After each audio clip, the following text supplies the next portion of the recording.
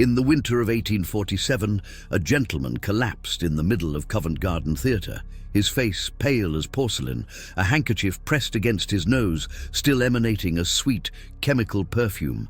The audience assumed he had fainted from the heat, but his companion knew better. She recognized the telltale tremor in his hands, the bluish tint around his lips, the way his pupils had shrunk to pinpoints before he fell. He wasn't ill. He was intoxicated, and the substance that had brought him to his knees was not gin or laudanum, but something far more insidious, something that polite society had welcomed into its parlors with open arms: sulfuric ether.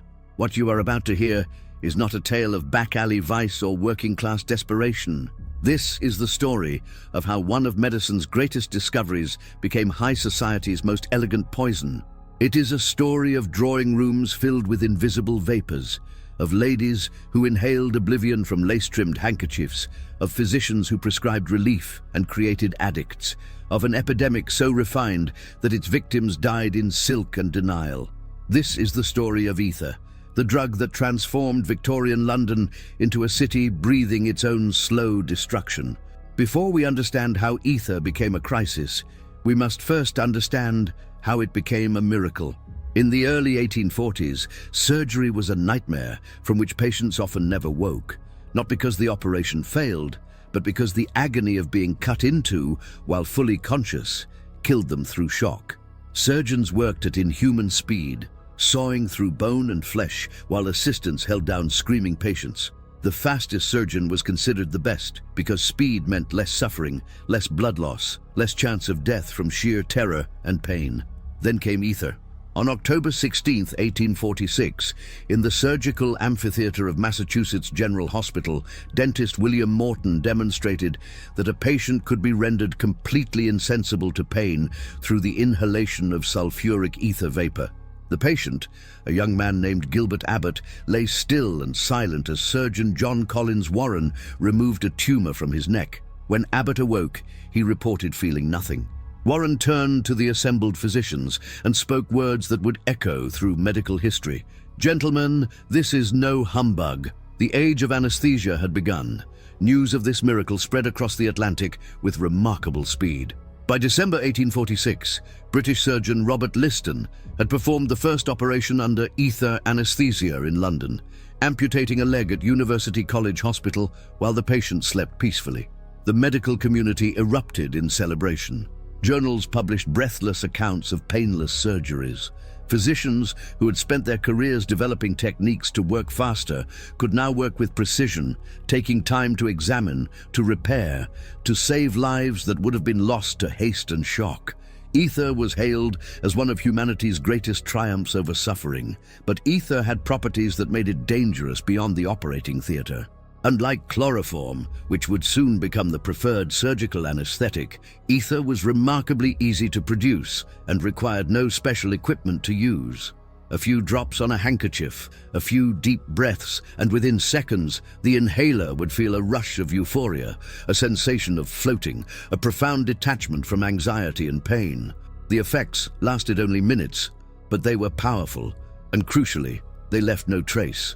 There was no bottle to hide, no needle marks, no telltale smell of alcohol on the breath, just a sweet, fleeting vapor and a brief escape from the crushing weight of Victorian propriety. It began, as so many addictions do, with medical legitimacy. Physicians prescribed ether inhalation for a dizzying array of complaints: nervous disorders, melancholia, hysteria, neuralgia, even seasickness and insomnia. Chemists sold small bottles of ether as aromatic relief or nervous tonic, often with explicit instructions for home use. Ladies suffering from the vague but all-encompassing diagnosis of female troubles were told to inhale ether to calm their nerves. Gentlemen experiencing the stress of business were advised to take a few breaths before important meetings. What no one acknowledged was that ether's medical value as an inhalant outside of surgery was negligible, while its potential for abuse was extraordinary. The drug moved through London society like a whispered secret, passed from one sufferer to another in the coded language of Victorian discretion. A lady might mention to her friend that she had found such relief from a particular preparation, and the friend would understand. Soon, both would be purchasing bottles from the same accommodating chemist, who asked no questions and kept no records. Within months, that chemist would have a dozen such customers. Within a year, 100. And because ether addiction carried none of the obvious stigma of alcoholism or opium dependence, because its users were educated, wealthy and respectable, because the habit could be practiced in complete privacy, the epidemic spread invisibly, a fog settling over the city one household at a time. By 1850, London was breathing ether without realizing it. The drug had become so commonplace among the upper and middle classes that its presence was simply accepted as part of refined life. Chemists' shops displayed ether prominently alongside rosewater and smelling salts. Medical supply catalogues advertised elegant inhalers made of silver and ivory, marketed to ladies as aids for nervous afflictions. The language surrounding ether use was deliberately genteel, stripped of any suggestion of intoxication or addiction. One didn't get high on ether. One took relief. One didn't suffer withdrawal. One experienced nervous sensitivity when deprived of one's medicine. The typical ether user in Victorian London was not who you might expect. While working-class ether abuse certainly existed, particularly in Ireland where ether drinking had become a substitute for heavily taxed alcohol, London's epidemic was concentrated among those who could afford both the drug and the privacy to use it. Society ladies, politicians, physicians themselves, artists, intellectuals, anyone whose life involved significant stress combined with sufficient means and discretion. These were people who would never have touched gin or visited an opium den, but who saw nothing shameful in using a medical preparation prescribed by their own doctors. A typical user's descent into addiction followed a predictable pattern. It would begin with genuine suffering, a migraine, insomnia, anxiety, grief. A physician would suggest ether inhalation, perhaps demonstrating the technique in his office. The patient would experience immediate relief, a blissful absence of pain, a warm sense of well-being. Naturally, they would continue the treatment at home, but ether's effects are brief, lasting perhaps 15 to 20 minutes, and the relief it provides is illusory, treating no underlying condition, so the patient would inhale again and again, and soon the pattern would shift from occasional therapeutic use to regular self-medication to compulsive need. What made ether particularly insidious was the speed with which tolerance developed. A user who initially found relief from a few breaths would soon require a full handkerchief soaked in ether to achieve the same effect. Then 2 handkerchiefs. Then direct inhalation from the bottle. Some users went through multiple ounces per day, their entire existence revolving around procuring and consuming the drug. Chemists grew wealthy from regular customers who purchased ether by the pint, claiming it was for various household purposes, a transparent fiction that everyone politely maintained. The physical effects of chronic ether use were impossible to hide from those who knew what to look for. Heavy users developed a characteristic appearance, unnaturally pale skin with a slightly waxy quality, dark circles under the eyes that no amount of powder could conceal, a persistent tremor in the hands, and breath that carried the distinctive sweet, almost fruity smell of ether even hours after use. Their behavior became erratic, marked by unpredictable mood swings. One moment euphoric and voluble, the next irritable and withdrawn. They became careless about their appearance, about social obligations, about everything except securing their next dose. Servants were often the first to recognize what was happening to their employers. They would find hidden bottles in wardrobes and vanity tables, count the number of handkerchiefs that went to the laundry reeking of chemicals, observe their mistress or master disappearing into private rooms multiple times per day and emerging glassy-eyed and unsteady. But Victorian household hierarchies prevented servants from speaking openly about their employer's behavior. They could whisper among themselves, share knowing looks when the master stumbled on the stairs or the mistress slurred her words at dinner, but to speak directly would mean dismissal without reference. The social consequences of ether addiction were often catastrophic, yet they unfolded slowly enough that users could convince themselves nothing was truly wrong. A gentleman might begin missing business appointments, attributing it to illness, rather than acknowledging he had been too intoxicated to leave his chambers. A lady might withdraw from society, claiming nervous exhaustion while she spent days in a haze of ether vapors. Marriages deteriorated as one spouse retreated into chemical escape while the other watched helplessly, unable to speak openly about the problem without bringing scandal upon the family. Children grew up in households where a parent was physically present but mentally absent, floating through life in a sweetly scented fog. Yet London society, for all its strict moral codes about alcohol and other vices, remained remarkably tolerant of ether use. This tolerance stemmed partly from ignorance. Many people genuinely did not understand that ether was addictive, and partly from the drug's medical legitimacy. If a physician prescribed it, how could it be wrong? If chemists sold it openly, how could it be dangerous? And so the epidemic continued to spread, invisible and undiscussed, a collective delusion that would not be shattered until the bodies began to accumulate in numbers that could no longer be ignored. The first documented death, directly attributed to recreational ether use in London, occurred in January 1851, though it was certainly not the first such death to occur. A 28-year-old woman named Hannah Price was found dead in her apartments in Bloomsbury, a handkerchief soaked in ether still clutched in her hand, an overturned bottle on the floor beside her. The inquest revealed that she had been purchasing ether from a local chemist for over 2 years, ostensibly for nervous complaints.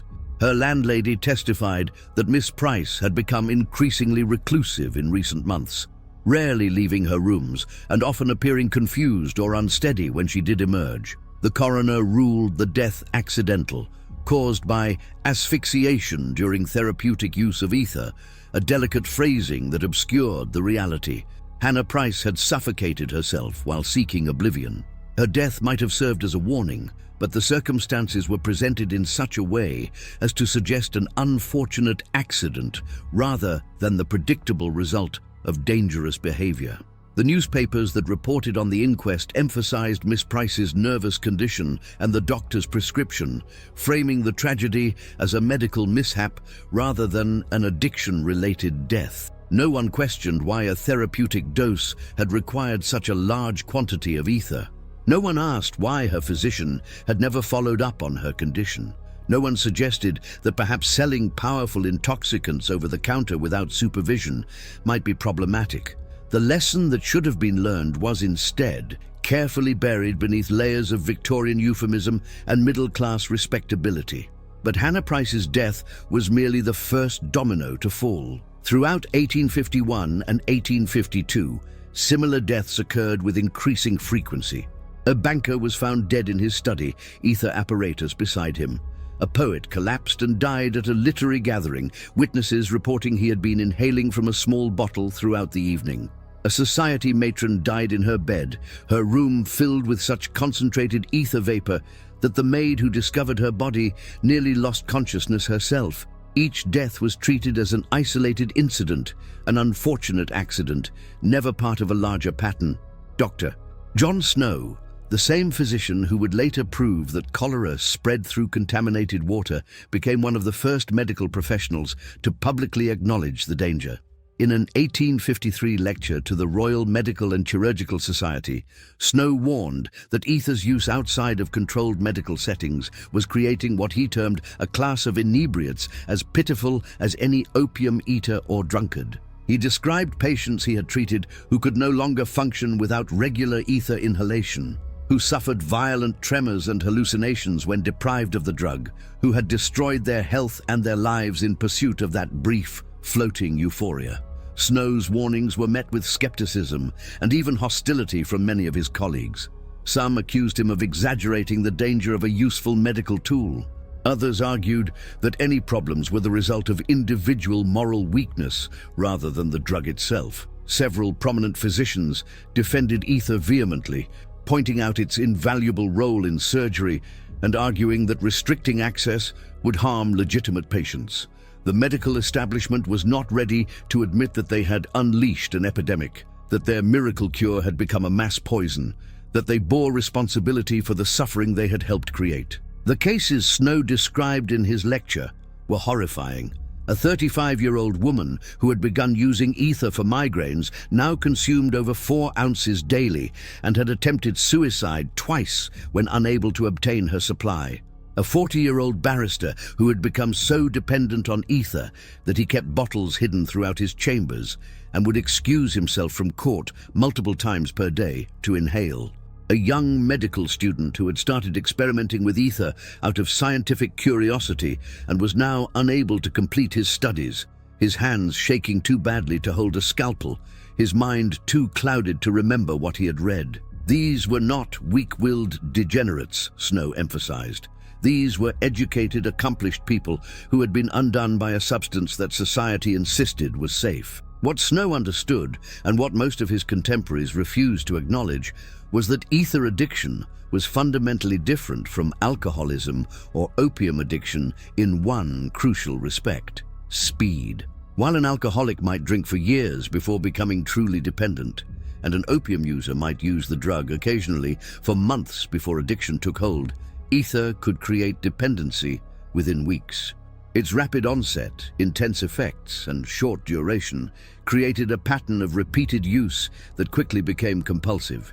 A person could go from first use to full-blown addiction in a matter of months, sometimes faster.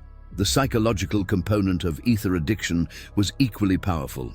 Users reported that the drug provided not just physical pleasure, but a profound sense of insight, of clarity, of touching something transcendent. Under ether's influence, mundane thoughts seemed profound. Ordinary experiences became mystical. The boundary between self and universe dissolved. This sense of revelation was, of course, entirely illusory. The drug simply disrupted normal brain function in ways that felt meaningful. But for users trapped in the rigid constraints of Victorian society, surrounded by rules about behavior and appearance and proper conduct, that illusory freedom became irresistible. Ether offered escape, not just from pain, but from the exhausting performance of respectability itself. The social geography of ether use in London revealed much about Victorian society's hidden anxieties and pressures. While the drug spread across all levels of society that could afford it, certain locations and social circles became particular hotbeds of use. The artistic and literary communities of Bloomsbury and Chelsea embraced ether with enthusiasm, seeing it as a tool for expanding consciousness and enhancing creativity. Writers gathered for ether salons, where they would inhale the drug together and share their intoxicated insights, convinced they were pushing the boundaries of human experience.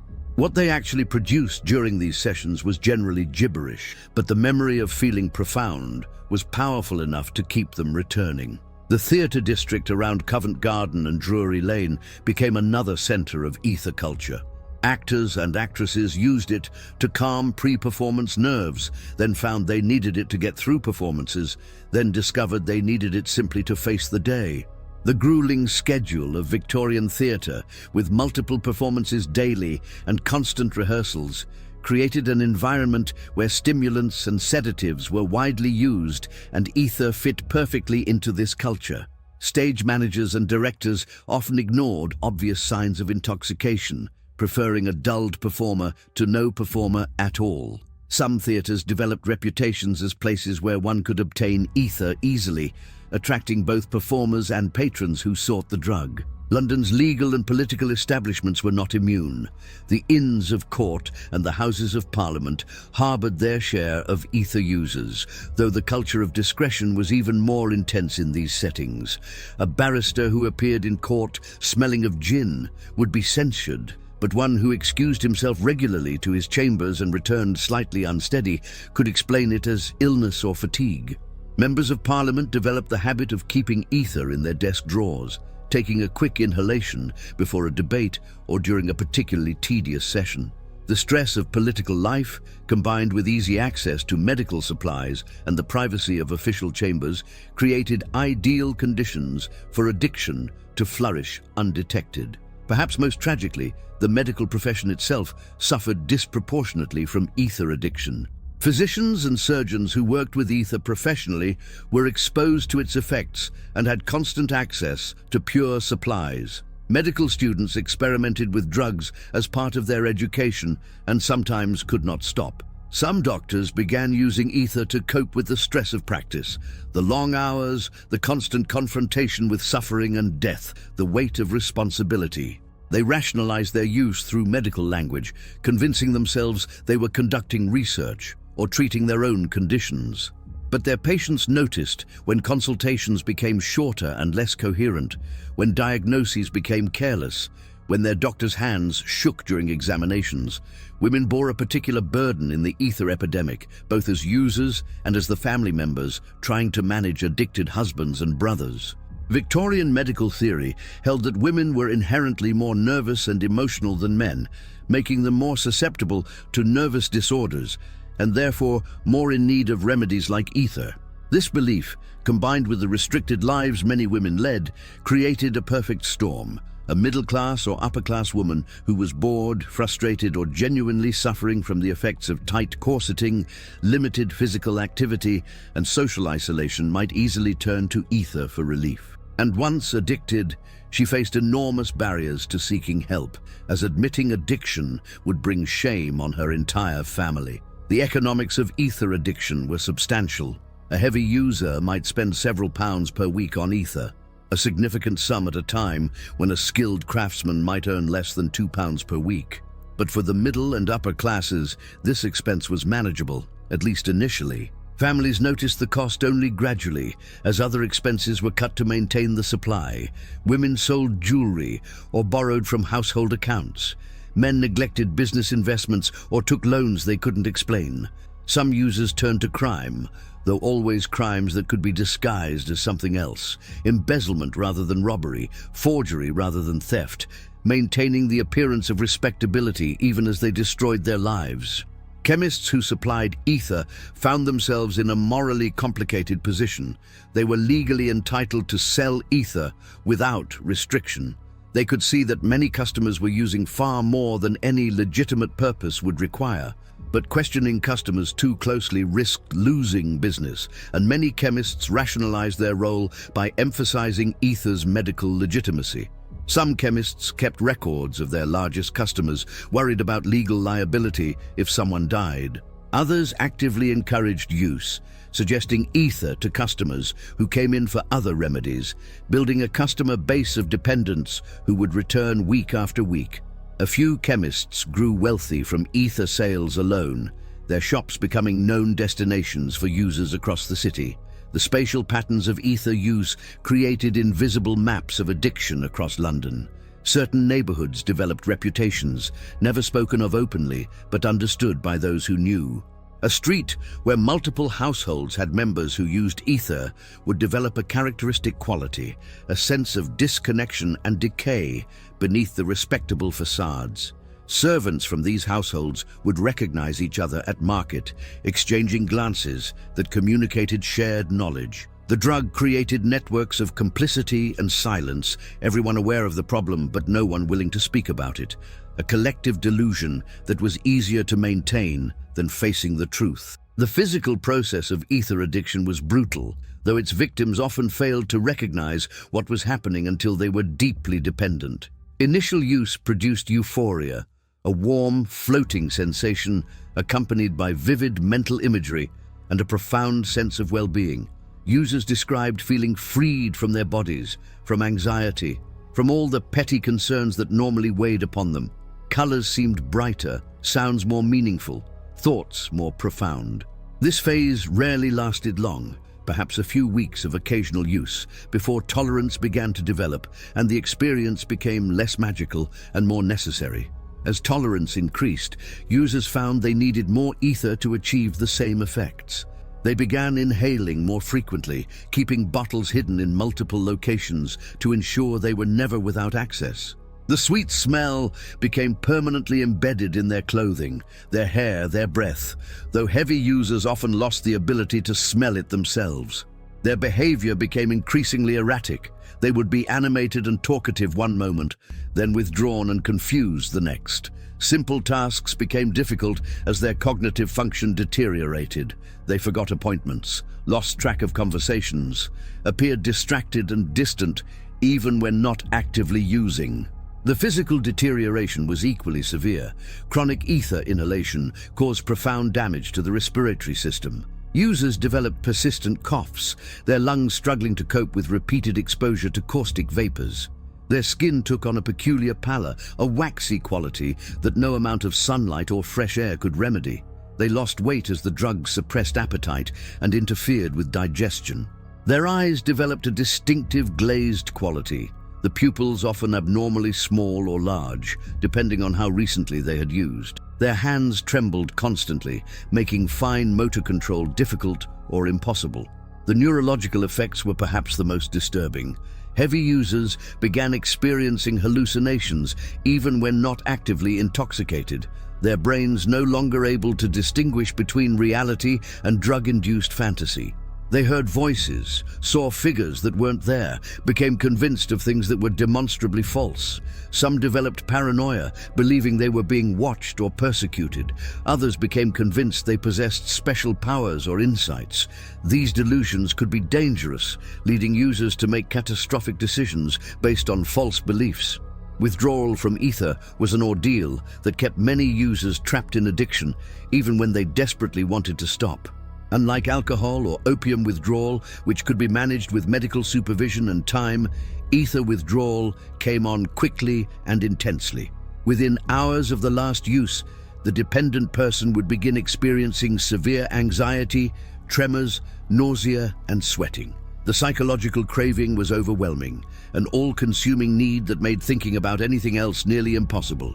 Many users who attempted to quit alone would make it only a few hours before the desperation became unbearable and they sought relief. The most severe withdrawal symptoms included seizures, hallucinations, and profound depression.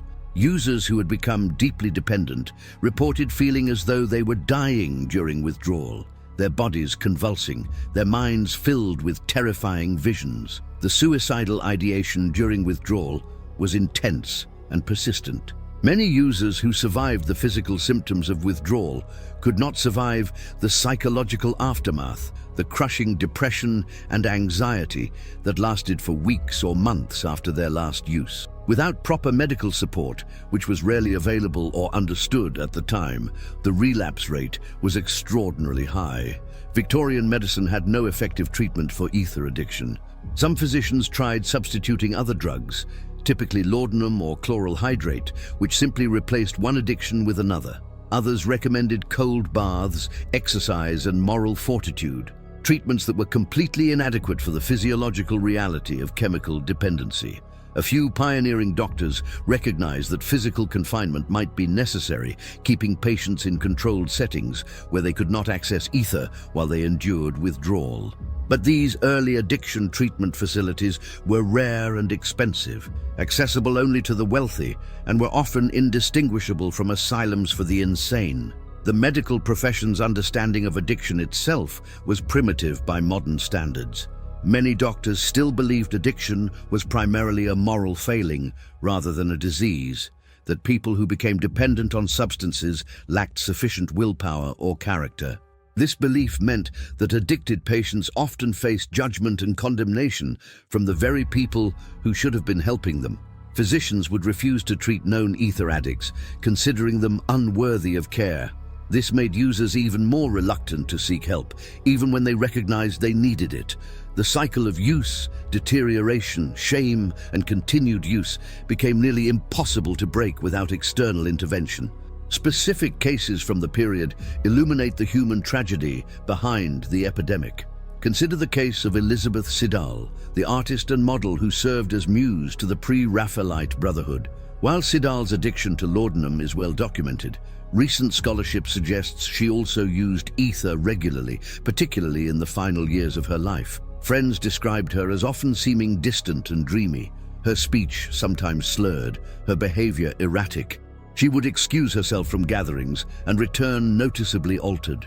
Her husband, Dante Gabriel Rossetti, was too absorbed in his own substance use and romantic entanglements to recognize or address what was happening. When Siddall died in 1862 from a laudanum overdose, the ether bottles found in her room were noted but not discussed in the official inquest. Another documented case involved a respected surgeon named Dr. Marcus Webb, who had been among the first in London to use ether for surgical anesthesia. Webb became fascinated with the drug's effects and began experimenting on himself, carefully documenting his experiences in a journal that was later destroyed by his family. Colleagues noticed Webb's decline over several years. His hands developed a tremor that made surgery dangerous. His judgment became questionable. His appearance deteriorated. He was eventually removed from his position at St. Thomas's Hospital after a patient died during a routine operation that Webb badly mishandled. Webb spent his final years in obscurity, continuing to use ether daily until his death in 1857 at the age of 43. The case of Lord Charles Ashwood, though his real name has been obscured by his family's subsequent efforts to protect their reputation, demonstrates how ether addiction could destroy even the most privileged lives.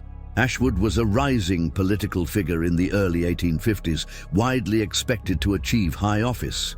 He began using ether to cope with the anxiety of public speaking and quickly became dependent. His parliamentary colleagues watched in dismay as he gave increasingly incoherent speeches, missed crucial votes, and behaved erratically in debate. Rumors spread about his condition, though the word addiction was never used publicly.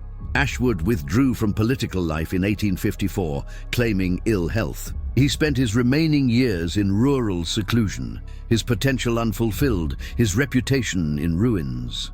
Among women, the case of Sarah Pennington is particularly poignant. Pennington was a governess in a wealthy household, educated and accomplished, but trapped by her social position in a life of subordination and limited prospects. She began using ether for headaches and quickly found it provided relief from her general unhappiness as well. Her employers noticed her growing detachment and eventually discovered her ether bottles. Rather than helping her, they dismissed her without a reference, effectively ending her career. Unable to find other employment and desperate for ether, Pennington fell into destitution. She was found dead in a workhouse in 1855, her body ravaged by years of abuse. Her story a stark illustration of how Victorian society punished rather than aided addicts. The theatre world produced numerous casualties. James Meadows was a celebrated actor whose performances had thrilled London audiences throughout the 1840s. He began using ether to calm his nerves before performances and soon could not perform without it. His acting became increasingly mannered and artificial as the drug affected his judgment and timing. Audiences who had once adored him began to mock his performances. Theatre managers, initially tolerant, eventually stopped hiring him as he became unreliable, sometimes too intoxicated to go on stage. Meadows died in poverty in 1856, his considerable talent wasted, his fame forgotten, another victim of a drug that promised relief but delivered only destruction. Medical professionals who became addicted faced particular professional catastrophe. Dr. Helen Morrison, one of the few women practicing medicine in London at the time, began using ether to cope with the extraordinary stress of working in a field that regarded her with suspicion and hostility. Her addiction progressed rapidly, and patients began complaining about her care. When the authorities investigated, they found overwhelming evidence of her dependency. Morrison was stripped of her medical credentials in 1853. She challenged the decision, arguing that male doctors with similar problems were treated more leniently, which was undoubtedly true but did not save her career. She emigrated to America and vanished from historical records. The tragic case of the Whitmore family shows how ether addiction could devastate entire households. Thomas Whitmore, a successful barrister, introduced his wife Eleanor to ether for her nervous complaints. Both became addicted. Their 3 children grew up in a home where both parents were often intoxicated or seeking their next dose. The older 2 children left as soon as they were able, effectively orphaning themselves to escape the dysfunction. The youngest, a boy named Philip, began using ether himself at 14, having grown up surrounded by it. The family's social standing collapsed as Thomas's practice failed and debts mounted. Eleanor died in 1854 from ether-related causes. Thomas and Philip survived, but were estranged and impoverished. The family fortune dissipated, the family name disgraced. These individual stories, pieced together from court records, medical journals, newspaper reports, and private papers, represent only a fraction of the human cost of London's ether epidemic. For every documented case, there were dozens more that left no historical trace, people who suffered and died in silence, their addictions hidden, their stories erased by family shame and social stigma. The true scale of the epidemic may never be known, but its impact on Victorian society was profound and lasting, a shadow that fell across thousands of lives and hundreds of families. By the mid-1850s, the reality of ether addiction could no longer be ignored or explained away as isolated incidents of medical misfortune. Too many people were visibly suffering, too many families had been destroyed, too many bodies had accumulated.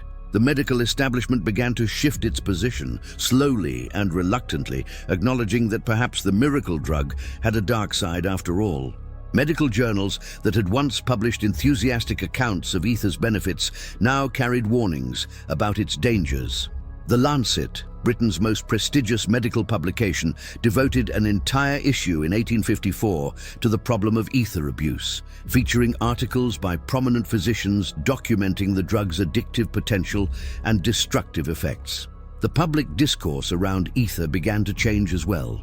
Newspapers that had once praised the drug as a triumph of modern science now ran cautionary tales about its victims.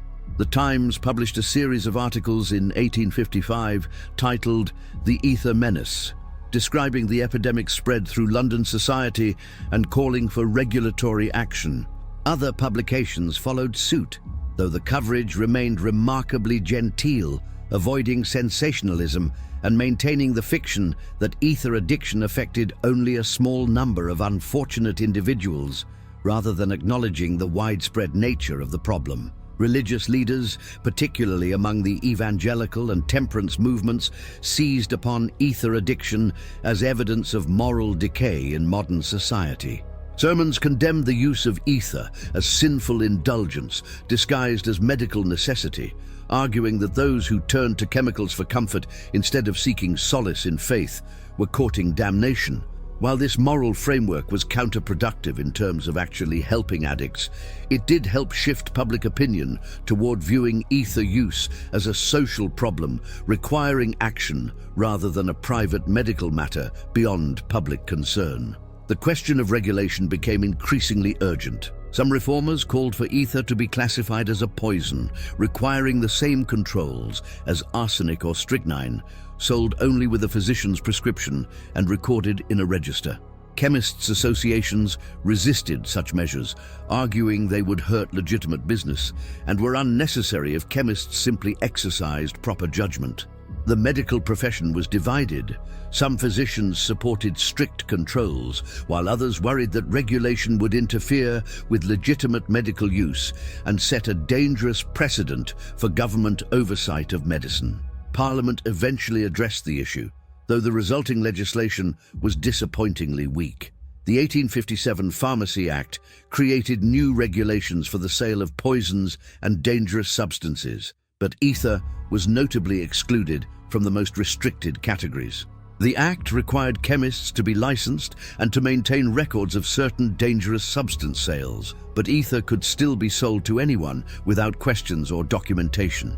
The Act represented a symbolic acknowledgement that there was a problem, but it did little to actually address the epidemic. Powerful commercial interests had successfully lobbied to keep ether easily accessible, and the government lacked the will to override them. Even this mild regulatory gesture faced opposition from those who argued that government had no business interfering in personal medical decisions. Victorian liberalism held individual liberty as paramount, and many people genuinely believed that adults should be free to consume whatever substances they chose, even to their own detriment. This ideological commitment to personal freedom meant that even obviously harmful practices were difficult to restrict. The notion that society had a collective interest in preventing addiction and protecting public health was still embryonic and controversial. Medical schools began incorporating warnings about ether addiction into their curricula, teaching new physicians to be cautious about prescribing ether for non-surgical purposes and to recognize the signs of dependency in their patients. This educational shift was important, but affected only new doctors.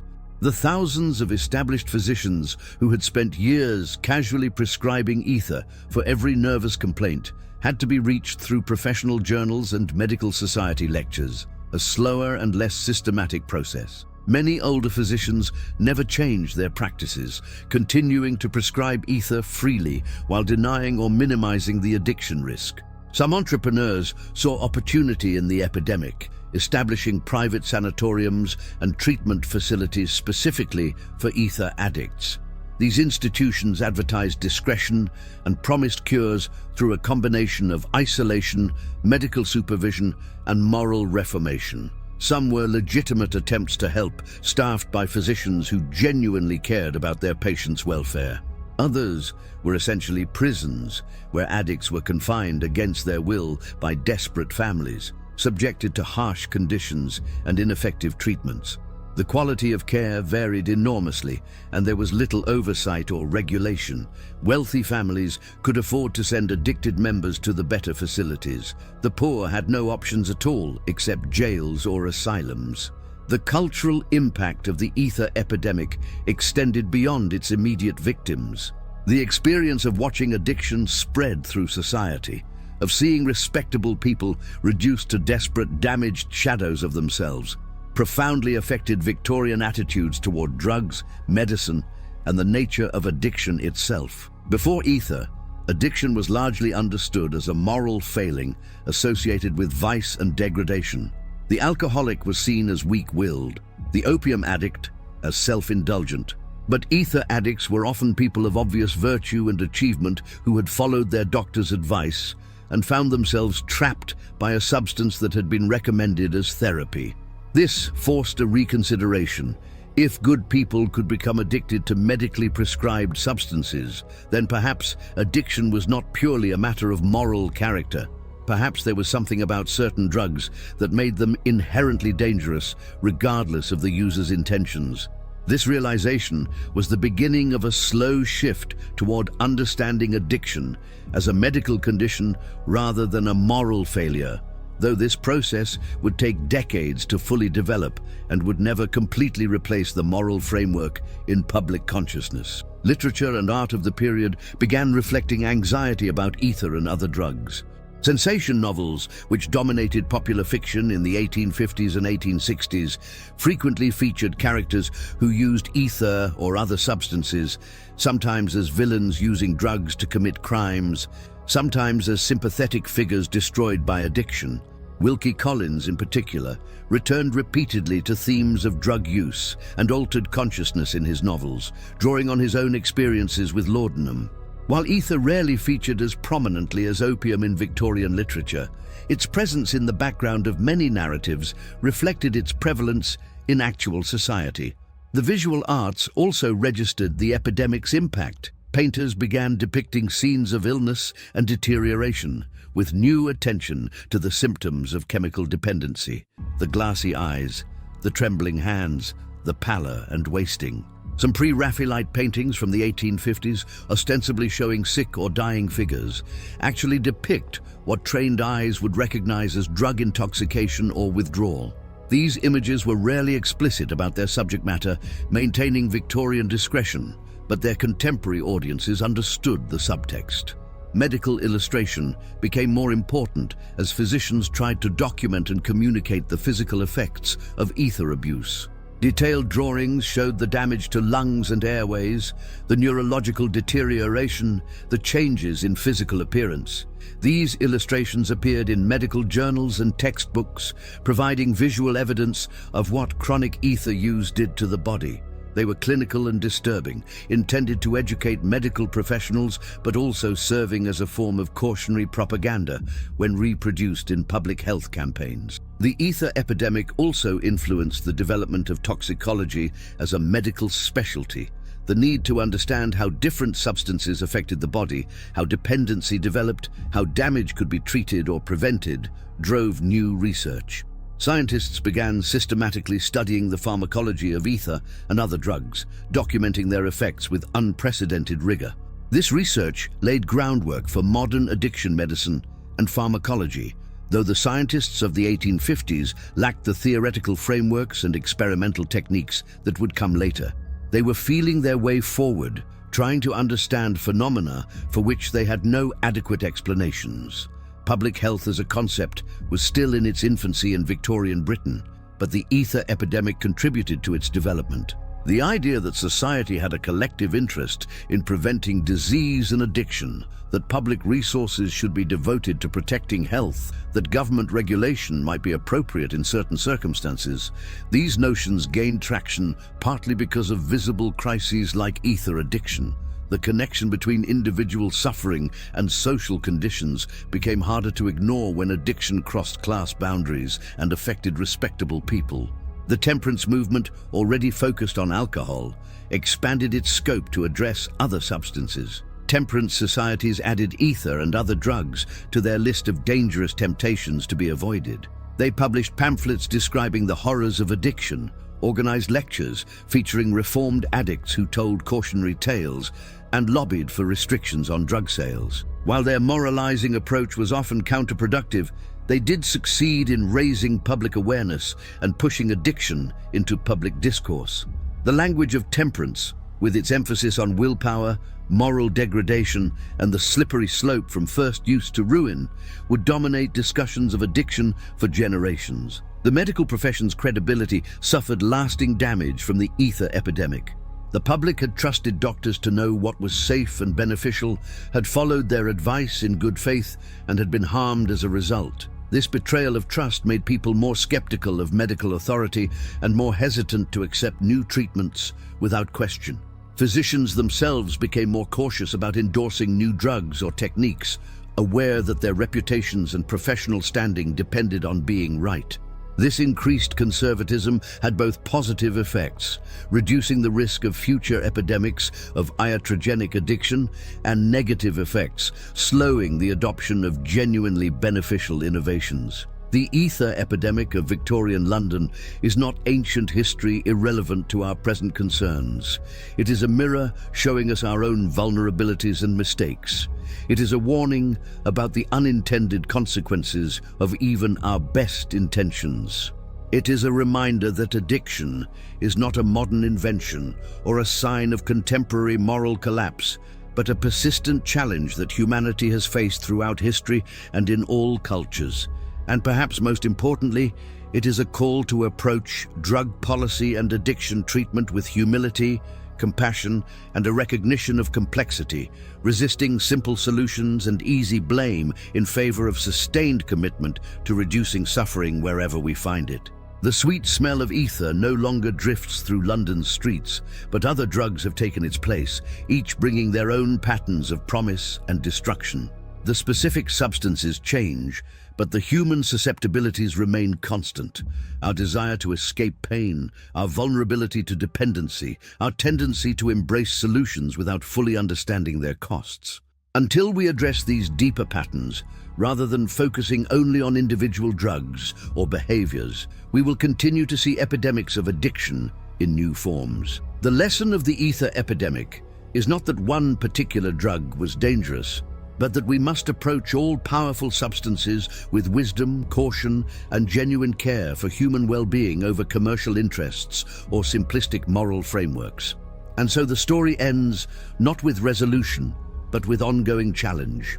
The Victorian ether epidemic passed, but the problems it revealed remain with us, waiting for each generation to address them anew with whatever wisdom we can muster.